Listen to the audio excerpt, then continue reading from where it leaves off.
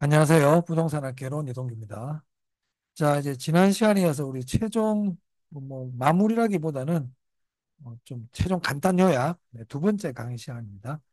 여러분 이제 시험장 갈 때 그 백선 자료 있죠? 그 자료하고 지금 제가 이렇게 하고 있는 것도 같이 들고 가셔가지고 한번 정리하시면 될 것 같고 지금 하고 있는 이 강의는 일단 여러분들이 제가 질문하고 답을 하면서 마지막으로 한번 여러분들 상태를 점검해 보는 시간이라 보시면 되고요. 여기에 대한 대답을 못할 때는 여기 있는 거는 필히 대답할 수 있어야 됩니다. 필히. 자, 그러면 지난 시간에 이제 입지론까지 했고요. 오늘 이제 정책론 할 차례죠. 그럼 정책론 한번 보겠습니다. 이 정책론에서는 먼저 정부의 시장 개입 수단을 꼭 아셔야 돼요. 네, 정부의 시장 개입 수단. 자, 정부의 시장 개입 수단에서 여기 가나다 토지 이용 규제가 있고 직접 개입, 간접 개입 있죠. 여러분 토지 이용 규제는 여러분 알고 계신 게 뭐가 있나요? 여러분 알고 계신 거 대답해 보세요. 지역 지부제가 있죠. 그리고 인허가제도 그렇죠. 인허가제의 대표적인 게 토지거래 허가제도입니다. 이런 것들을 여러분들이 적을 수 있어야 돼요. 자, 그다음 직접 개입인데 직접 개입에는 정부가 수요자 공급자 역할을 하는 거죠. 여기 보면은 토지를 쓴다는 개념 나오는 거, 뭐 선매, 수용, 그죠? 자, 이런 거 잘 하시죠? 그럼 여러분들이 좀 틀릴 수 있는 거 한번 볼까요? 좀 틀릴 수 있는 거. 공공투자 이런 겁니다. 공공투자. 직접 개입. 그리고 임대료 규제, 분양가 규제. 직접 개입이죠. 요 정도 아셔야 되고. 간접 개입은 이제 이용 규제도 아니고 직접 개입도 아닌 대부분들. 대표적인 게 뭐가 있습니까? 세금 얘기 나오고, LTV, DTI, 그죠? 부담금 부과. 아주 시험에 많이 나오는 거죠. 부담금, 보조금, 기본. 그리고 그 외에 뭐 개발이익 환수제도, 개발이익 환수제도, 그리고 부동산 가격 공시제도 이런 것들 전부 간접이에요. 그죠? 딱 정리하고 가셔야 됩니다. 자, 그다음 현재 시행하지 않고 있는 정책 제가 최소한 5개는 알고 있으라고 그랬죠. 어떤 게 있습니까? 첫 글자 먼저 볼까요? 공안지세 있죠? 개발권 양도제, 종합 토지세, 또 택지 소유 상한제, 토지 초과 이득세, 토지 초과 이득세. 그리고 저한테 질문하시는 분들이 있는데, 선생님, 재개발, 우리가 재건축 초과이익이라는 건 있잖아, 그죠? 재건축 초과이익 환수. 이게 재건축 부담금 아닙니까? 이건 현재 하고 있어. 현재 우리나라에서 한다. 하고 있습니다. 자, 그런데 이걸 하고 있거든요. 자, 이런 질문 하신 분이 있었어요. 재개발 초과이익 환수는 없습니까? 재개발. 재개발 초과이익 환수 제도는 현재 시행하지 않습니다. 그래서 재개발 초과이익 환수 제도도 혹시나 모르니까 하지 않습니다. 재건축 초과이익 환수는 있어. 이런 것들 조금 기억하시면 되겠고. 그 다음에 정책 시행 순서입니다. 이거 어떻게 기억합니까? 공인중개사가 실명자산을 신고한다. 그죠? 공인중개사 제도, 부동산 실명제도, 자산 유동화제도, 부동산 거래 신고제도.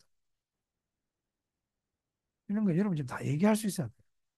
그 다음, 개발 부담금 제도가 재건축 부담금보다도 먼저 시행되었다. 재건축 부담금, 이런 것들 순서. 그죠? 알고 계시죠? 알고 계시죠? 자, 그 다음, 임대료 규제인데요. 임대료 규제에서는 공급 감소가 제일 중요하다고 그랬어. 제일 중요해요. 그리고 단기에는 효과 있다. 단기에는 효과 있다. 주거 이동이 저하되고 주택의 질도 저하된다는 거. 만약에 시장 균형 가격보다 높은 가격으로 규제한다면 시장에는 아무런 영향이 없다. 이런 것들을 기본적으로 알고 가셔야 되죠. 이런 거 잘 하시죠? 지금 뭐 잘 하시죠? 그다음 임대료 보조입니다. 자, 임대료 보조는 소비자 보조가 있고 생산자 보조가 있다. 자, 소비자 보조 제도를 주거급여 제도라고도 한다. 주거급여 제도는 소비자 보조 제도를 얘기합니다. 그러니까 소비자 보조는 소득 보조가 있고 가격 보조가 있는데 소득 보조는 현금 보조다. 바우처는 가격 보조이다. 그리고 소득 보조와 가격 보조 둘 다 소비자 보조 방식이고 이걸 우리는 주거급여 제도라고 한다. 그러면 소비자 임차인들에게 보조금을 주면 임차인들은 그 돈으로 자기가 살고 싶은 곳에 임대주택을 얻으면 되니까 임차인의 주거 이동이 보장이 되죠. 자, 그런데 생산자 보조 방식은 임차인의 주거 이동의 자유가 제한된다는 거. 참 중요한 내용들입니다. 그리고 임대료 부지에서 중요한 거는 공급이 증가한다. 이런 것들은 필히 딱 보고 가야 돼요.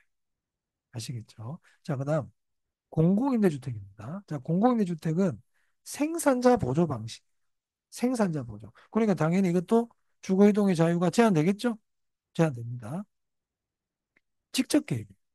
자, 그리고 공공임대는 영구임대 50년 이상, 국민임대 30년 이상, 장기전세주택 전세계약 방식, 행복주택 젊은 층, 직주 접근, 기존주택 전세임대주택 전대 이런 것들을 확인하시면 되겠습니다.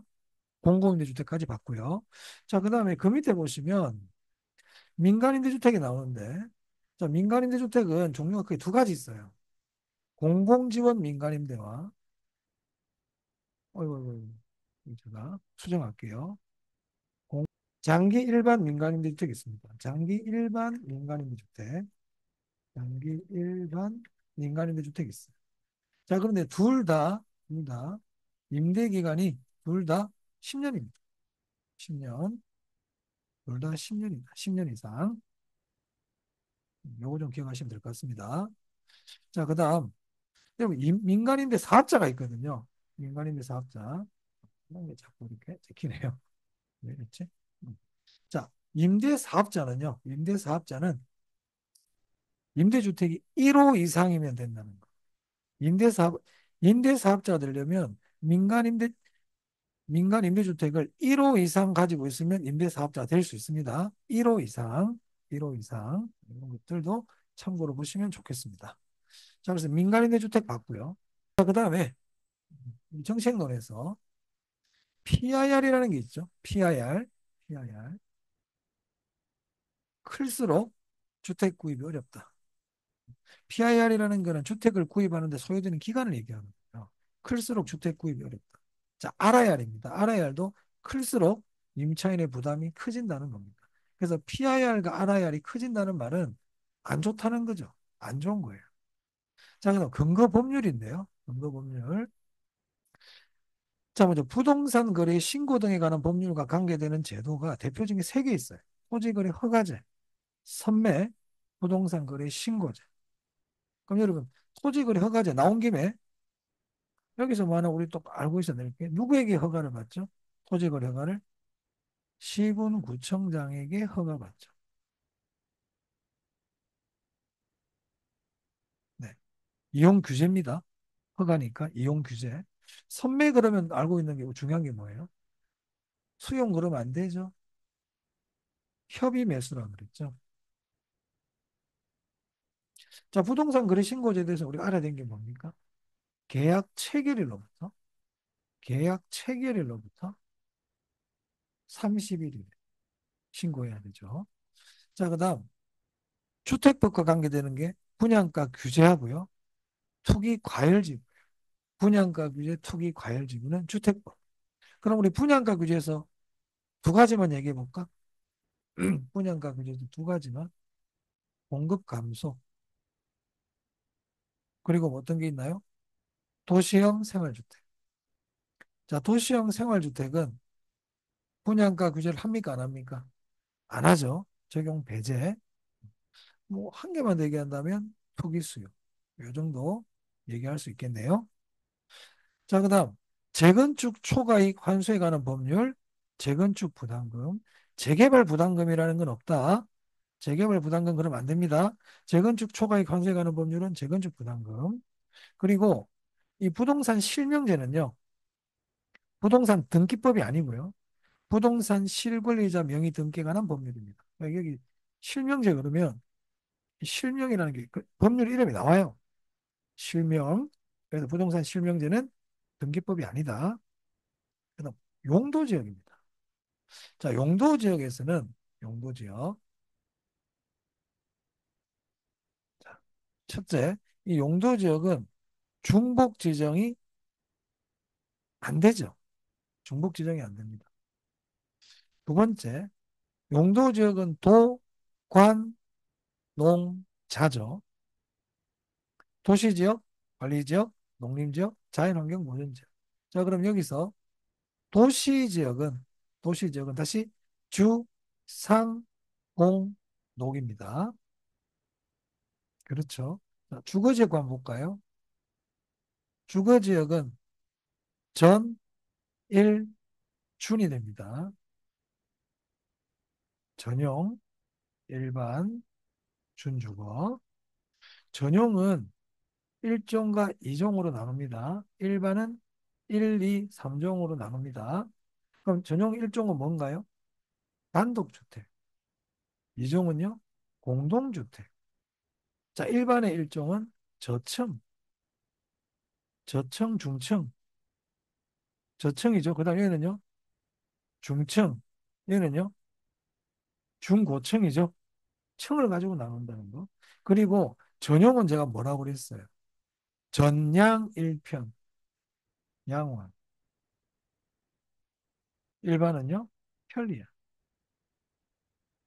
이런 것들을 기억하시면 되겠습니다. 그리고 준자가 들어가는 거는 준주가가 또 뭐가 있었죠? 준공업. 얘 둘만 준자가 들어간다. 이 정도는 용도지역에서 조금 정리해 주시면 좋겠습니다. 용도지역, 이런 내용들 기억나시죠? 정리하시고 시험장 가시기 바랍니다. 자, 그 다음 그 밑에 보면 조세인데요. 음, 조세는 뭐 꼭 나오죠, 시험에. 자, 취득, 보유, 처분 단계에서의 국세와 지방세 반드시 정리하고 하시고요. 정리하고 하시고. 그리고 그 밑에 보면 국세, 국세, 부가가치세, 인지세, 농어촌 특별세, 국세입니다. 국세. 그리고 종합부동산세는 인별과세라는 거. 인별과세라는 거. 사람마다 세금을 부과하는 겁니다. 자, 그리고 조세의 부담인데 탄력성이 큰 쪽이 세금을 적게 부담한다. 탄력성이 큰 쪽이 세금을 적게 부담한다. 오케이? 그리고 이제 적으려 하다가 안 적었는데요. 음, 세금을 부과하면 경제적 손실이 있잖아요. 경제적 손실. 자, 비탄력적일수. 비탄력적일수. 경제적 손실이 작아진다. 같이 알아둡니다. 오케이? 네, 이런 거 탁탁 기억이 나야 돼요. 자, 그다음 투자론이에요. 자, 투자론. 자, 투자론에서 먼저 변이계수 꼭 좀 보고 가세요. 변이계수. 기대 수익률분의 표준 편차입니다. 그리고 우리 시험은 어려운 거 안 물어봐요. 내가 꼭 기억할 거를 기억하고 하는 게 중요해요. 그래서 변이계수는 일종의 위험입니다. 위험. 자, 그다음 위험의 종류인데 경기 침체 공실로 뭐라고 그래야 되죠? 시장 위험. 비효율적 운영, 파업, 임대료 연체 그러면요. 임대료 연체 그러면요. 네, 운영 위험. 입지 선정 실패, 위치 위험이죠. 그래서 여기 나와 있는 이 세 가지 위험을 우리는 묶어가지고 사업상 위험이라고 그러고, 이 세 가지 모두 다 수익성이 악화되는 위험입니다. 그렇습니까? 자, 그다음. 자, 위험에서 현금화하는 과정에서 그럼 뭐가 되죠? 네, 유동성 위험이죠. 부채 사용으로 인한 채무 불이행, 네, 금융 위험이죠. 혹시 또 출제 교수님이 재무 위험이라고 낼 수도 있거든요. 재무 위험도 금융 위험. 자, 그다음 위험의 처리 방법입니다. 위험한 투자일수록 할인율 나왔네. 높은 할인율. 위험 조정 할인율 얘기하는 거죠. 수익의 추계치를 낮게, 낮게 적용합니다. 이 보수적이죠. 보수적 처리. 기대 수익률을 하향 조정하고 요구 수익률은 상향 조정해야 되겠죠. 맞습니까? 네, 이런 것들 좀 보시면 되겠습니다. 여러분들 다 잘 하시는 내용인데 잊어먹을 만 잊어먹을 수 있으니까 한번 보시면 될 것 같아요. 여러분 지금 하는 이 강의는 편안하게 보시면서 대답하시는 거라 보면 돼요. 편안하게. 아주 기초가 되고 기본이 되는 그런 내용입니다. 자, 그다음 상관계수입니다. 상관계수는 작을수록 위험 분산 효과가 크죠. 맞고요. 당연하지. 자, 반대 방향이야. 마이너스 위험 분산 효과 크죠. 자, 분산 투자 효과가 없는 건 어떤 경우죠? 상관계수가 플러스 1이죠. 비체계적 위험 완전 제거는요. 마이너스 1이죠. 효율적 전선 그러면 최소 위험, 최대 수익, 최대 수익, 최소 위험을 연결한 거죠. 어떤 형태입니까? 우상향입니다. 자, 무차별 곡선입니다. 위험을 싫어하는 투자자일수록 무차별 곡선은 가파르다. 가파르다. 자, 보수적 투자자일수록 최적 투자점 위치는요. 원점에 가깝다. 공격적 투자자일수록 원점에서 멀다. 이렇게 되겠죠. 자, 대답하고 계십니까? 그러면서 대답하시면 됩니다. 자, 그 다음 8번 보겠습니다.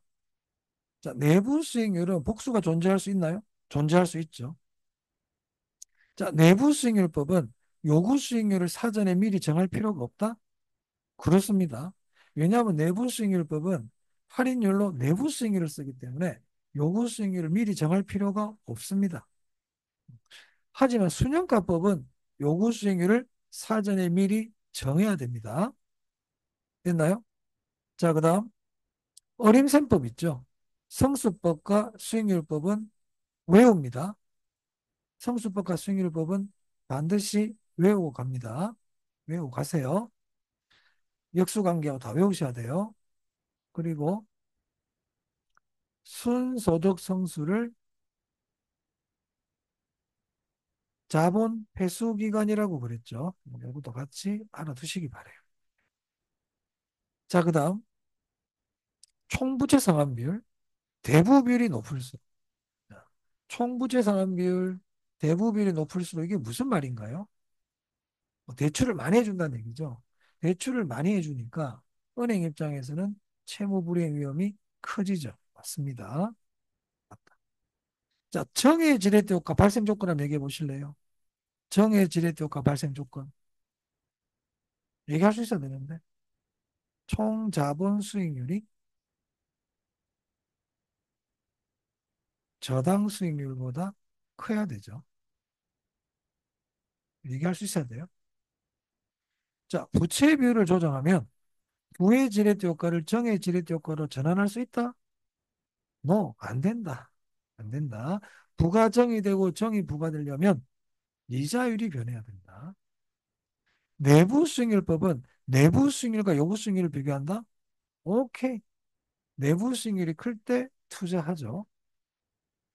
할인연금 수지 분석법이란 장래 발생할 현금 수익과 지출의 미래 가치를 계산하여 비교하는 투자 분석 기법이다. 어떻습니까? No. 미래 가치가 아니고 현재 가치를 계산한다. 할인연금 수지 분석법이니까 현재 가치를 계산해야 되겠죠. 잘 따라오고 계십니까? 자, 그 다음. 16번 볼게요. 할인현금수지분석법 적용 시, 할인연금수지분석법 적용 시 현금 수익과 지출의 추계를 위험 할증률 추계보다 먼저 시행한다. 이것도 제가 동영할 때도 말씀드렸고 백선할 때도 말씀드렸죠. 맞습니다. 현금 수익과 지출 추계를 먼저 하고 그리고 나서 위험할증률에 대한 추계를 하는 겁니다. 맞습니다. 그래서 16번은 맞다. 이런 거 어렵죠? 이런 걸 딱 기억하고 하셔야 돼요. 자, 여기까지가 투자론에서 제가 여러분들이 조금 잘 하시는 거 빼고 물론 여기 이거 말고도 중요한 게 있죠. 요구 수익률은 최대한 최소한, 요구 수익률 최소한 이런 것도 중요한데 잘 하실 것 같아서 제가 안 했어요. 예, 그런 것들은 제가 이 이후에 33회 30일에 기출할 때 그때 한번 같이 한번 보기로 하고요. 오늘은 이번 강의는 그게 중요한 게 아니고 자 여러분들이 제가 봤을 때 잘 하시는 거 말고 조금 좀 놓칠 수 있는데도 좀 중요한 부분들이 있죠. 네, 그런 것들을 제가 위주로 좀 준비해 봤어요. 자, 이제 금융론 한번 보겠습니다. 자, 금융론에서 지분금융, 부채금융, 메자닌금융은 중요하잖아요. 특히 프로젝트 금융, ABCP, CP 음이죠. 신탁 정서금융, 주택 상환사채는 부채금융입니다. 부채금융. 자, 우선주, 후순위 대출, 전환사채, 신주유금융사채, 교환사채. 얘들은 뭐예요? 얘들은 네, 메자닌이죠. 근데 이건 아마 여러분들이 제가 말씀드린 적이 강의 시간에 제가 말씀 안 드렸는데 혹시나 해서 한번 적어봤어요. 자산 매입 조건부 대출이라는 게 있습니다. 자산 매입 조건부 대출도 메자닌이라고 보고 가세요. 자산 매입 조건부 대출. 그리고 조금 전에 아까 금융론에 보고 아까 제가 여기 듀레이션 이거랑 설명드렸죠? 설명드렸기 때문에 이거는 넘어가도록 하겠습니다. 그다음 6번 한번 볼까요? 6번. 6번 보시면 주택 도시기금이 나옵니다. 이 펜이 두 개 나오지? 네. 나옵니다.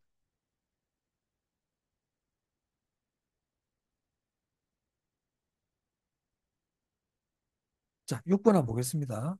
6번 보면 주택 도시기금 나와요. 그럼 주택 도시기금 나오면 국민주택 규모 초과 그러면 안 된다는 거예요. 국민주택 규모 이하여야 되거든요. 그래서 만약에 여기 국민주택 규모 이하에 이렇게 나오면 X야. O야, O. 만약에 국민주택 규모 이상 그러면 X입니다. 이런 것들 주의하시면 되겠고. 아까 7번 자산 유동에 관한 법령에 하면 유동화 전문회사는 유한회사를 한다? X. 주식회사 또는 유한회사라고 그랬어요. 주식회사 또는 유한회사. 그리고 자산 유동에 관한 법령에서 양도인은 반환 청구권 없다. 양도인 반환 청구권 없어요.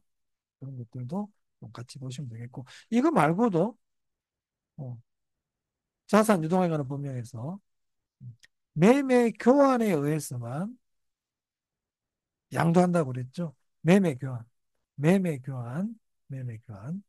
자, 금융론 봤습니다. 여러분 제가 이 강의하고 나서 33회 30일에 기출을 제가 할 거거든요. 할 건데 여러분들은 미리 33회 기출 문제하고 31회 기출 문제를 미리 좀 하나 좀 출력해 놓으시면 더 좋겠어요. 큐넷에 가면 출력할 수 있죠. 그래서 33회 31회를 출력을 해놓고 다음 강의를 한번 같이 이렇게 들으시면 훨씬 좋을 것 같습니다. 미리 하나 출력해 놓으세요. 네, 하나 출력해 놓으세요. 제 카페 가도 그 기출 문제 클릭하면 큐넷으로 바로 갑니다. 링크를 제가 걸어놨기 때문에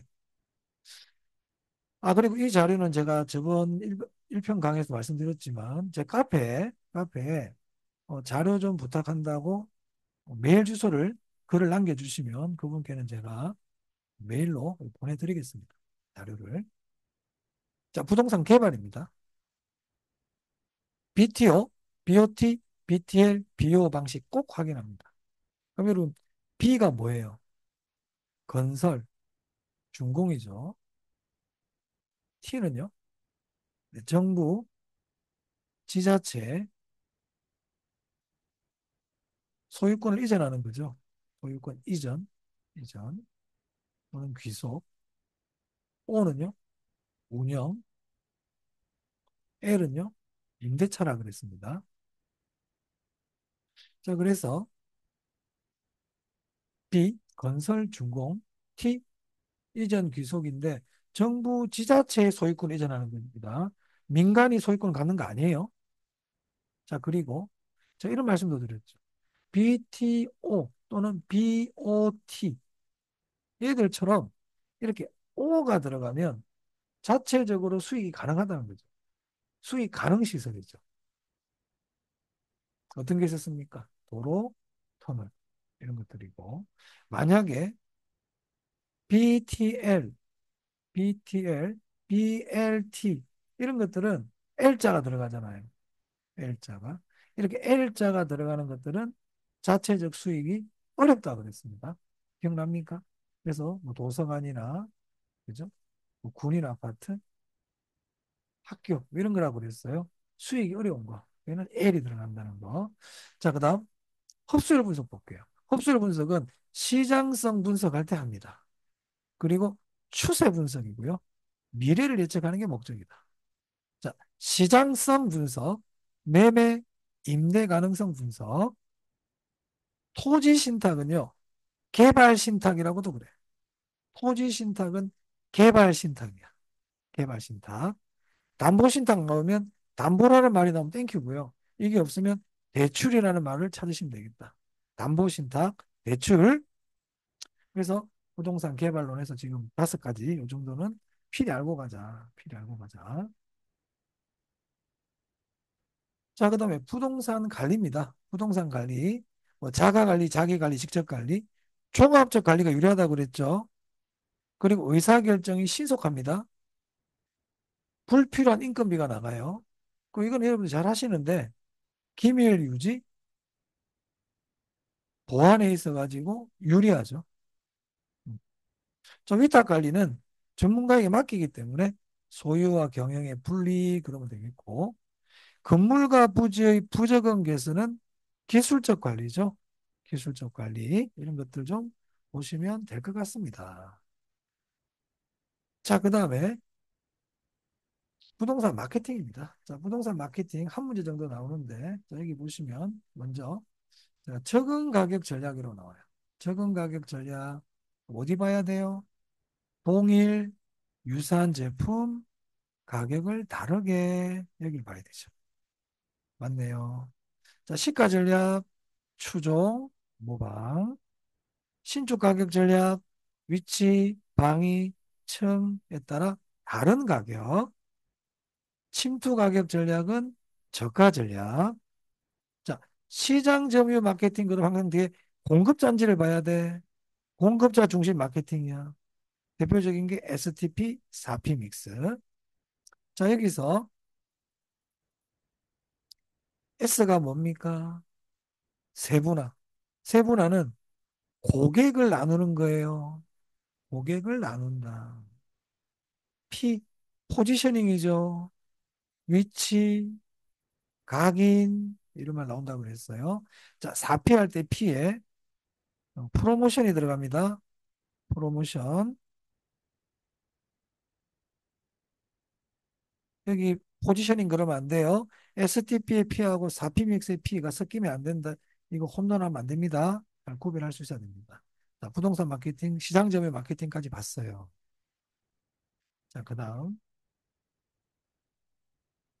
감정평가예요. 감정평가. 자, 감정평가 보시면, 먼저, 법령의 다른 규정, 의뢰인 요청, 사회통념상 타당하다고 인정되는 경우. 자, 이 말 나오면 뭐예요? 뭐예요? 네. 시장 가치 외의 가치로 평가. 또는요, 조건을 붙일 수 있다. 오케이? 이런 말이 나오겠지. 이런 말이 나올 수 있지. 자, 그리고 법령의 다른 규정 검토할 필요 없다. 하지만 의뢰인 요청과 사회통념은 검토해야 한다. 자, 그다음 시산가액 조정했어요. 공시가기준법과 거래사례비교법은 다른 방식으로 본다는 거. 다른 방식으로 본다는 거. 자, 그다음 감정평가 절차인데요. 감정평가 절차할 때 기본적 사항 확정이 제일 먼저다. 계획 수립이 아니고 기본적 사항 확정이 첫 번째다는 거. 감정평가 절차. 그럼 이때 기본적 사항은 의뢰인하고 같이 협의해서 기본적 사항을 정하는데 기본적 사항이 아닌 거, 감정평가 방법, 공시지가, 실질조사 여부 이런 것들은 기본적 사항이 아닙니다. 그럼 질문해 볼까요? 감정평가 목적은요? 감정평가 목적은요? 네, 들어갑니다. 들어갑니다. 자, 그다음 물건별 감정평가 방법 꼭 알고 가야 돼요. 물건별 감정평가 방법 꼭 아셔야 되는데, 자, 공장재단이에요. 자, 공장재단인데 일괄평가 놓으면 제가 뭐라고 그랬죠? 수익환원법. 수익환원법. 광업재단은요? 수익환원법. 자, 지역 분석 그러면 표준적 이용, 가격 수준, 개별 분석은 최유 이용 판정, 가격. 자, 가치 형성 요인 나와요. 그럼 뭐라고 그래야 되죠? 경제적 가치. 경제적 가치. 자, 그다음 올해 제가 감가 수정 좀 잘 보고 가라고 그랬죠. 감가 수정. 자, 감가 수정은요. 목적이 가액의 적정화예요. 감가 수정의 목적 가액의 적정화. 만약에 시험에 비용 배분이라느니 기간 손익의 뭐 적정화라느니 이런 말로 하면 X야. 이건 감가상각의 목적이야. 그다음 내용 연수는 경제적 내용 연수. 경제적 감가와 관찰 감가를 인정합니다. 자, 내용연수법, 정액법, 정률법, 상환기금. 이 세 개는 내용연수법이야. 그러면 정액법 그럼 뭐라고 그래야 돼요? 감가액 일정. 정률법은요? 감가율이 일정하죠. 감가율이 일정하고 감가액은요? 감소. 감소. 자, 상환기금법 그럼 뭐라고 그래야 돼요? 복리이자. 그럼 내용연수법이 아닌 게 뭐가 있죠? 분해법, 관찰감가. 이 둘은 내용연수법이 아니다. 아니다. 자, 관찰감가법은 감정평가사 눈으로 보고 하기 때문에 주관적이죠. 감정평가사마다 감가가 다를 수 있죠. 자, 이런 것들 보시면 될 것 같고요. 자, 그 다음에 적산법이란 기초가액에 기대율을 곱하여 필요경비를 더하여 임대료를 구하는 방법이다. 그럼 이게 말고도 원가법이란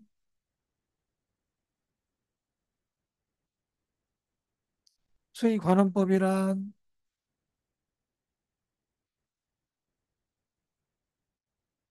감가수정이란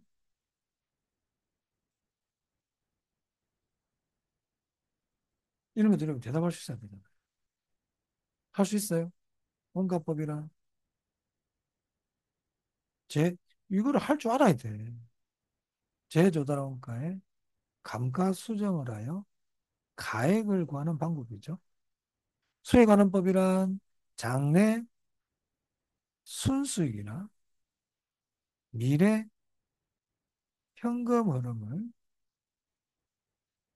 환원 할인하여 가액을 구하는 방법이죠. 감가수정이란 제조달원가를 감액해야 되는 사유가 있을 때 물리적, 기능적, 경제적 감가를 제조달원가에서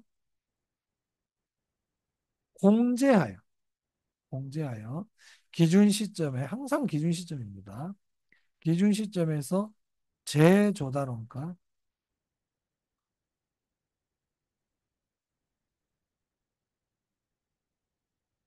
즉 가액을 적정화시키는 거죠. 이게 강가 수정입니다. 이런 것들을 우리가 딱 나오면 이런 것들을 찾아낼 줄 알아야 돼. 되셨죠? 그래서 감정평가 규칙에 나온 이 내용들 여러분들이 좀 잘 아셔야 되겠습니다. 자, 그다음. 자, 여기까지가 이제 제가 감정평가 마지막 끝입니다. 그다음에 제가 나중에 이제 기출문제 할 때 좀 설명해 드릴 텐데 몇 개만 더 질문해 볼게요. 몇 개만 더. 질문하고 대답하는. 적정한 실거래가. 적정한 실거래. 도시, 도시 3년. 그 밖 지역 5년. 그죠? 이런 거 대답할 수 있어야 되죠. 자, 공시가 기준법인데. 자, 공시가 기준법은 개별 공시가를 기준으로 한다. 표준지 공시가를 기준으로 한다.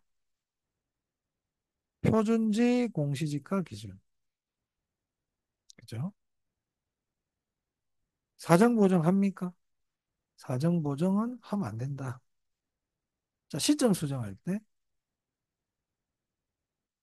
뭘 먼저 한다?